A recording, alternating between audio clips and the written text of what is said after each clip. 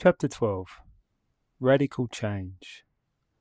As long as a person persists in the error of believing himself to be one, unique, individual, it is evident that radical change will be more than impossible.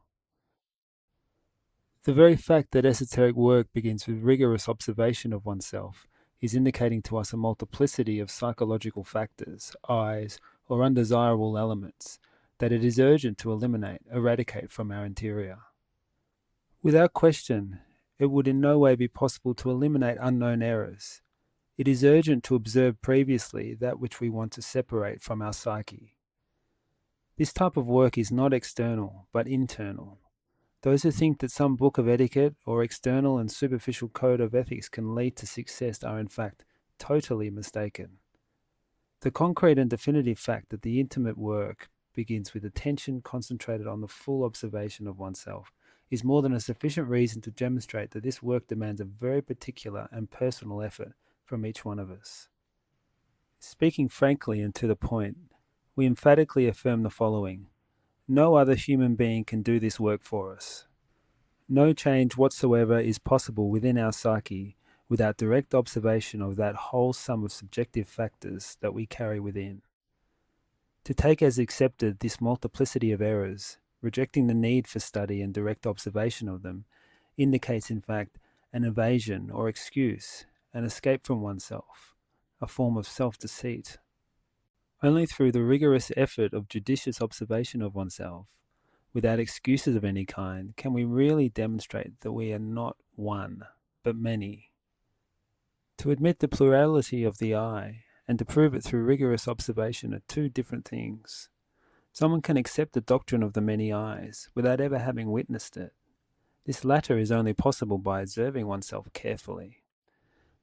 To shun the work of intimate observation, to look for excuses, is an unmistakable sign of degeneration. As long as a man sustains the illusion that he is always one and the same person, he cannot change, and obviously, the object of this work is precisely the achievement of a gradual change in our interior life. Radical transformation is a definite possibility which is normally lost when one does not work on oneself. The starting point of the radical change remains hidden as long as a person continues to believe he is one.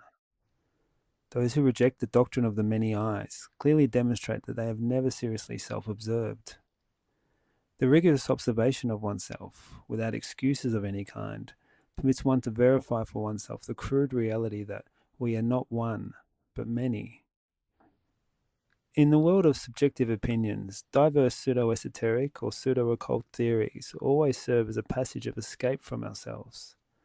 The illusion that a person is always one and the same is unquestionably a stumbling block to self-observation. Someone can say, "I know that I am not one, but many. Gnosis taught me that." Such an affirmation, though it may be very sincere, is obviously something merely external and superficial if there is not a fully lived experience of this aspect of the doctrine. To prove, to experience, and to comprehend is what is fundamental. Only thus is it possible to work consciously to achieve a radical change. To affirm is one thing, and to comprehend another.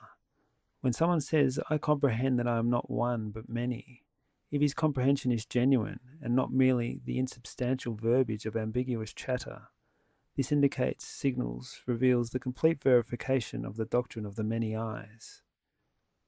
Knowledge and comprehension are different.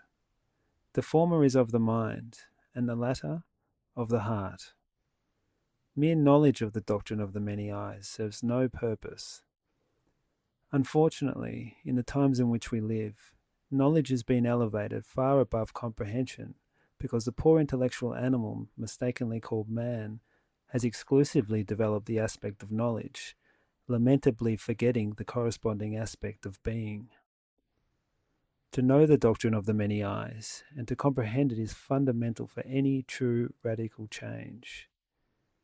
When a man begins to carefully observe himself from the viewpoint of being not one but many, he has obviously initiated serious work on his interior nature.